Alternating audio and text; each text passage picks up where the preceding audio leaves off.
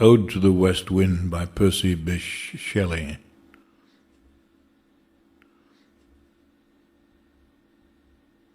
O wild west wind, thou breath of autumn's being, thou from whose unseen presence the leaves dead are driven like ghosts from an enchanter fleeing, yellow and black and pale and hectic red. Pestilence-stricken multitudes, O thou, who chariotest to their dark wintry bed the winged seeds where they lie cold and low, each like a corpse within its grave, until thine azure sister of the spring shall blow her clarion o'er the dreaming earth, and fill, driving sweet buds like flocks to feed in air, with living hues and odours plain and hill. Wild spirit, which art moving everywhere, destroyer and preserver, hear, O hear.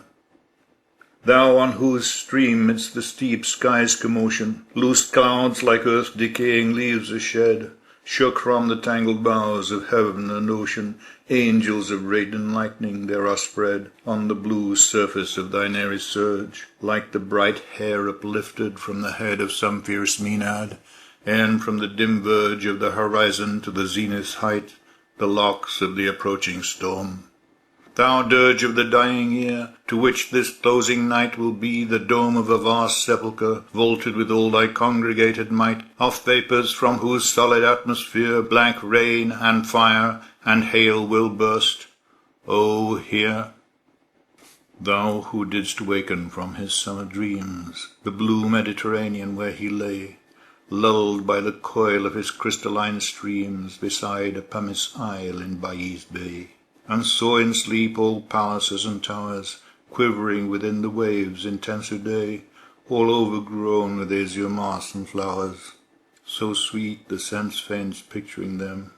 Thou for whose path the Atlantic's level powers cleave themselves into chasms, while far below the sea blooms and the oozy woods which wear the sapless foliage of the ocean know thy voice, and suddenly grow grey with fear, and tremble and despoil themselves.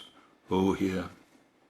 If I were a dead leaf thou mightest bear, if I were a swift cloud to fly with thee, a wave to pant beneath thy power and share the impulse of thy strength, only less free than thou, O uncontrollable. If even I were as in my boyhood, and could be the comrade of thy wanderings over heaven, and then, when to outstrip thy skyey speed scarce seemed a vision, I would ne'er have striven, and thus with thee in prayer in my sore need. O lift me as a wave, a leaf, a cloud. I fall upon the thorns of life, I bleed. A heavy weight of hours has chained and bowed one too like thee, tameless and swift and proud. Make me thy lyre, even as the forest is. What if my leaves are falling like its own?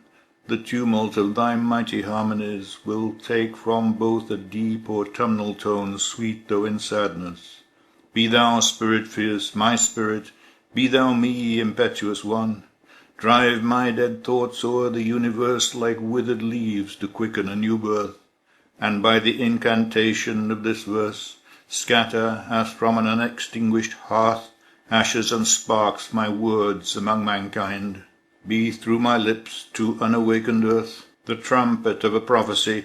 O wind, if winter comes, can spring be far behind?